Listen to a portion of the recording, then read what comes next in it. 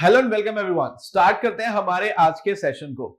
आज का सेशन है, इसमें हम पढ़ने वाले हैं एग्रीकल्चर सेंसस के बारे में। आपके एग्जाम पॉइंट ऑफ व्यू से फॉरेस्ट रिपोर्ट इंपॉर्टेंट थी जो आपने पहले पढ़ ली है प्रीवियस वीडियो के अंदर।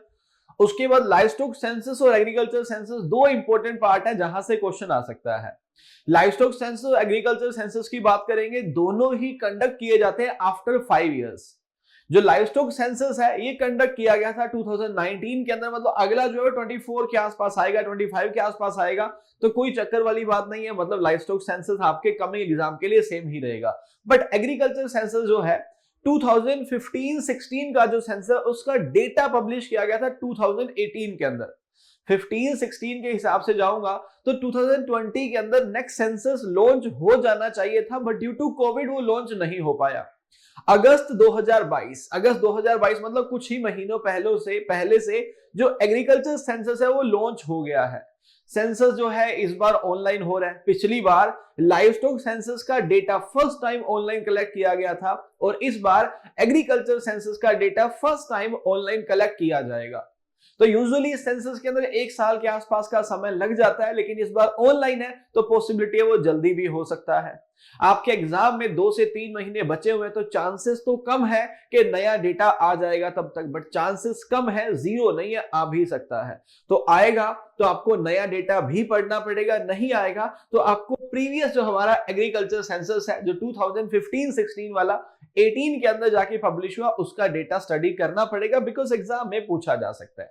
तो स्टार्ट करते हैं हमारे एग्रीकल्चर सेंसस को। सब लोग जानते हैं कि जो एग्रीकल्चर सेंसस है, लाइवस्टॉक सेंसस तो बहुत पहले से स्टार्ट हो गया था। फर्स्ट लाइवस्टॉक सेंसस जो था वो 1990 या फिर 1990-20 में कंडक्ट किया गया था। लेकिन जब बात करते हैं किसकी, आपके एग्रीकल्चर सेंसस की, so first comprehensive agriculture census जो है ना वो कब से स्टार्ट हुआ था? It was started from 1970-71। ये भी ध्यान रखना पड़ेगा, हमेशा वो कहता हूं कि स्कीम है कोई भी तो मिनिस्ट्री का ध्यान रखो, कुछ और है तो ध्यान रखो कौन उसे स्पॉन्सर करता है। तो जो लाइवस्टॉक सेंसस है एज वेल एज जो एग्रीकल्चर सेंसस है दोनों में ही रोल प्ले करता है centre. So it is a central sector scheme being financed completely by government of India.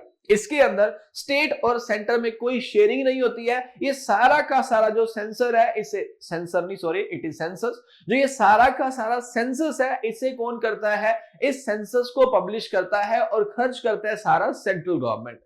It collects data regarding land holding, किसके पास कितनी लैंड होल्डिंग है, कितने ऑपरेशनल होल्डर है, जो आगे बात भी करने वाले हैं।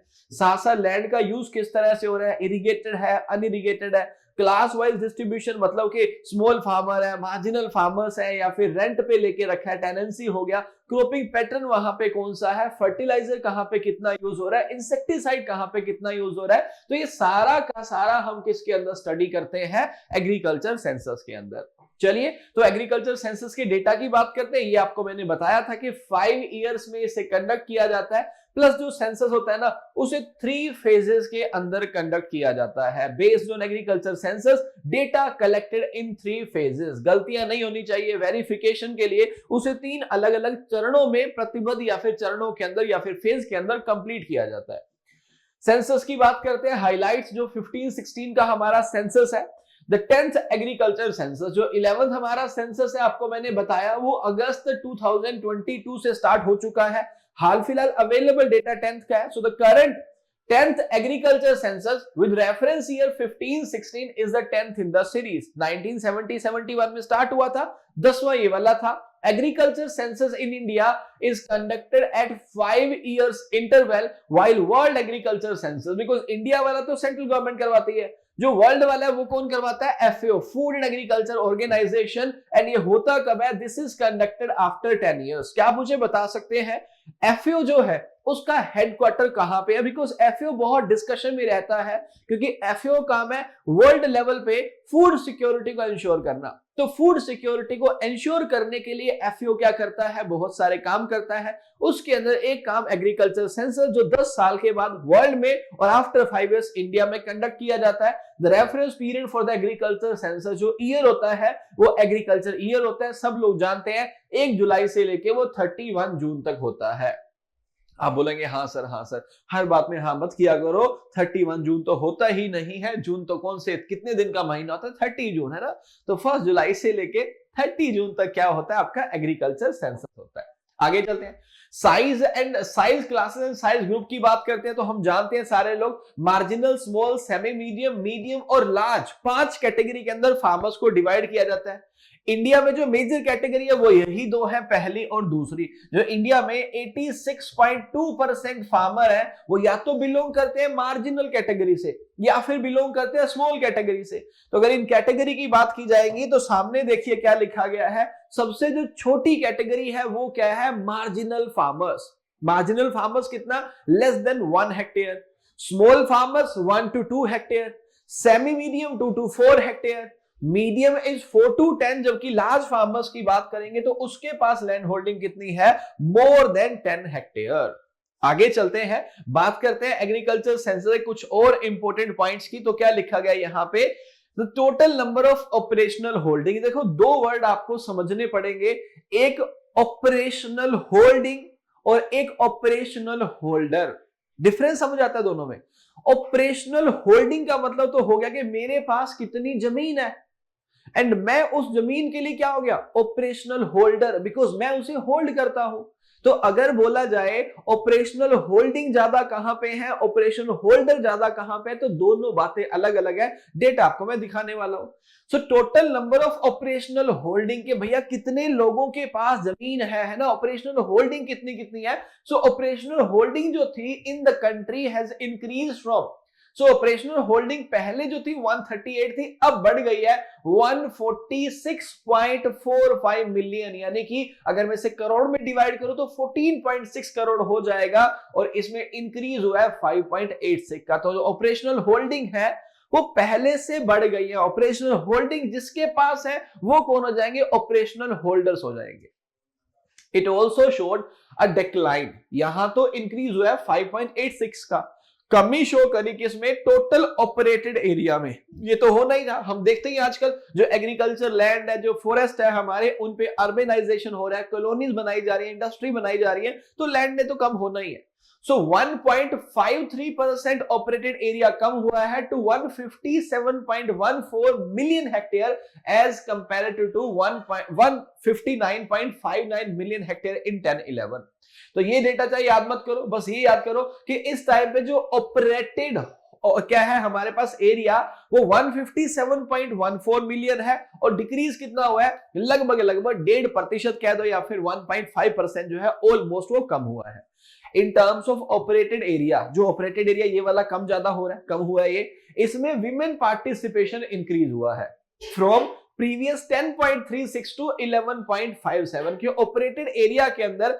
अब जो विमेन पार्टिसिपेशन है वो 11.57। क्या बोलेंगे सर इसका मतलब क्या है, भैया उनके नाम पे है होल्डिंग। क्यों, क्योंकि आप देखते हैं ना आजकल जब जमीन को ट्रांसफर किया जाता है तो सरकार मेन के नाम पे ज्यादा टैक्स लेती है और विमेन के नाम पे कम लेती है। तो लोग क्या करते हैं, घर की तो जमीन है वो विमेन के नाम पे करवा देते हैं ना। तो ऐसा यहां पे हो गया भाई, 11.57% क्या है इस टाइम पे शेयर है विमेन का। The percentage of female operational land holding increase हुआ है 12.79 से कितना 13.96, राइट। ये क्या हो गया, ये इंक्रीमेंट हो गया।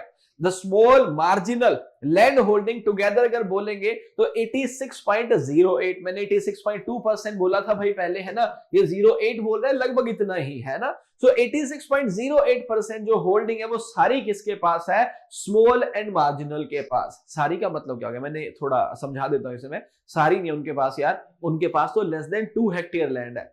तो जो मेजॉरिटी है इंडिया में वो कौन से फार्मर्स की है, स्मॉल एंड मार्जिनल, लेकिन उनके पास लैंड ज्यादा नहीं है। बिकॉज मार्जिनल फार्मर वो है जिनके पास लेस देन 1 हेक्टेयर लैंड है, स्मॉल फार्मर्स वो है जिनके पास लेस देन 2 हेक्टेयर लैंड है। 1 to 2 वाले स्मॉल में, लेस देन 1 वाले मार्जिनल में आ गए, यही सबसे ज्यादा है 86%, मतलब ऑलमोस्ट मेजॉरिटी इन्हीं की है ना।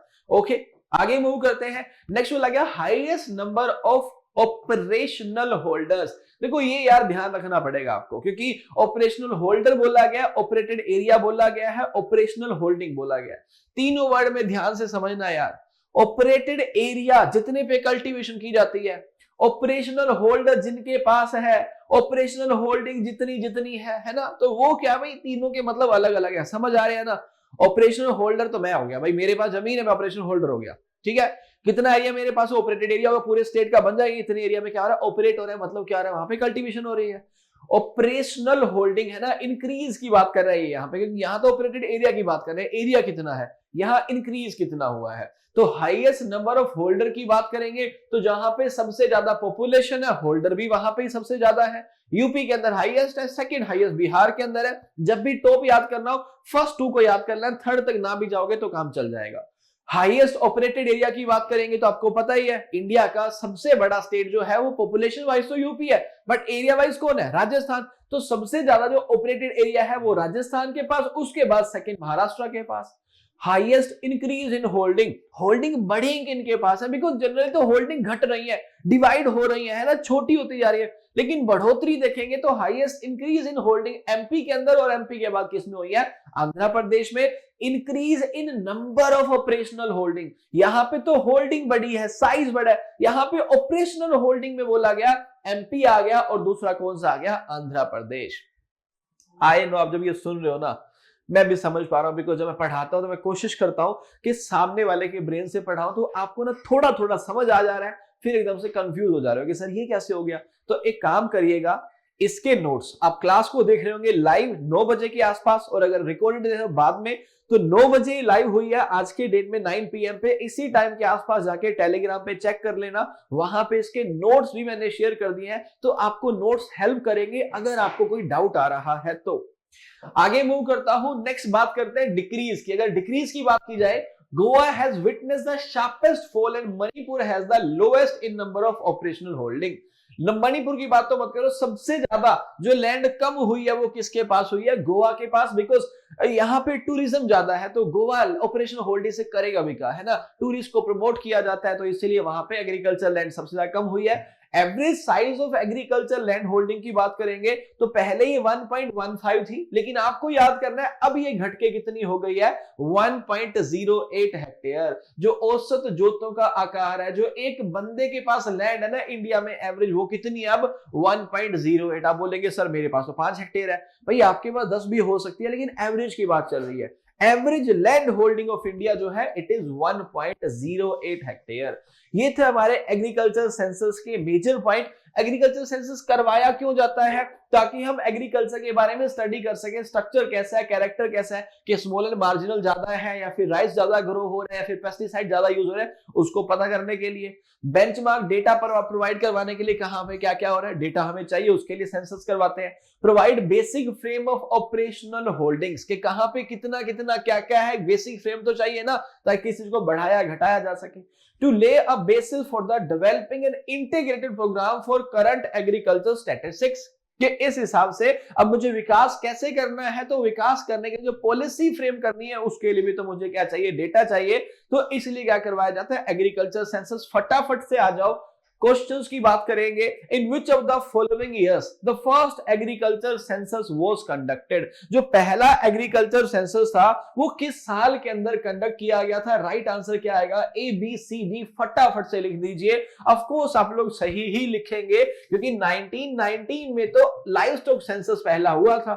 एग्रीकल्चर सेंसस की बात करेंगे तो वो फर्स्ट कब हुआ था, 1971 के अंदर। विच among the following, which among the category of farmer can be called as marginal farmer with the lowest land area? marginal farmer बोल सकते हैं with the lowest land area। Answer क्या आएगा, ABCD, फटाफट से लिख दो। हाँ, मार्जिनल की बात की गई है, तुम्हारा ध्यान फटाफट से A के ऊपर जाएगा, लेकिन आप भूल गए हैं कि A आंसर हो सकता है शायद, बट मार्जिनल के पास तो लेस देन 1 होती है, तो 1 तो नहीं होती है, गलत हो गया। और लोएस्ट एरिया भी कहा गया, तो यहां पे आंसर या तो लेस देन 1 आना चाहिए था, बट लेस देन 1 ऑप्शन में नहीं है, इसलिए आंसर क्या आया, 0.5 हेक्टेयर। समझ पाया ना, अगली बार गलत मत करना पेपर के अंदर। विच among the following state has highest number of farmers, कौन से स्टेट में फार्मर सबसे ज्यादा है, यूपी, राजस्थान, मध्य प्रदेश या फिर बिहार। फटाफट से आंसर लिखिए, क्या लगता है राइट आंसर क्या आएगा। ऑफ कोर्स सब लोग जानते हैं, हाईएस्ट ऑपरेशनल होल्डर या फिर फार्मर्स की बात करेंगे तो ये कहां पे है, these are in Uttar Pradesh. Which among the following state has a highest operated area, जो कल्टीवेटेड लैंड है वो सबसे ज्यादा किसके पास है, उत्तर प्रदेश, राजस्थान। मध्य प्रदेश या फिर बिहार। राइट आंसर की बात करेंगे तो ऑपरेशनल होल्डर यूपी में ज्यादा है, जबकि ऑपरेटेड एरिया जो है वो सबसे ज्यादा किसके पास है? राजस्थान के पास। ये था हमारा एग्रीकल्चर सेंसस। उम्मीद करता हूं समझ आया होगा। इससे जुड़े हुए 10 क्वेश्चन कल रात को 9 बजे टेलीग्राम चैनल पे शेयर किए जाएंगे, और साथ साथ इस स्कीम के जो नोट्स हैं वो ऑलरेडी टेलीग्राम पे डाले जा चुके हैं। आप एग्री कोचिंग चंडीगढ़ को सर्च करके वहां पे जाके शेयर कर सकते हैं, शेयर नहीं कर सकते, आप वहां पे डाउनलोड कर सकते हैं। प्लस जो अगला हमारा वीडियो होगा वो बेस्ड होगा किस पे? वो बेस्ड होगा लाइव स्टॉक सेंसस पे, बिकॉज एग्रीकल्चर सेंसस कर रहे हैं तो साथ साथ लाइव स्टॉक सेंसस भी हो जाना चाहिए। मैं अपने हिसाब से आपको सब कुछ करवाता रहूंगा जो आपके एग्जाम पॉइंट ऑफ व्यू से इंपॉर्टेंट है। मैं एक बार ये करंट स्कीम वाले पार्ट्स पूरा करूंगा, तो उसके बाद में अगला पार्ट जो है वो नाबार्ड नॉर्म स्टार्ट करूंगा, ताकि आप एग्जाम अगर आरआरबी, एसओ, आईबीपीएस, एएफओ और आप जा रहे हैं किसके अंदर? नाबार्ड के अंदर, तो वहां पे भी आप आंसर्स कर सके। उसके अलावा कुछ और चाहिए होगा तो कमेंट बॉक्स में नीचे लिखिएगा। मैं मिलूंगा आपसे आपकी नेक्स्ट वीडियो में। Till then take care, bye bye, have a great time. जय हिंद, जय भारत।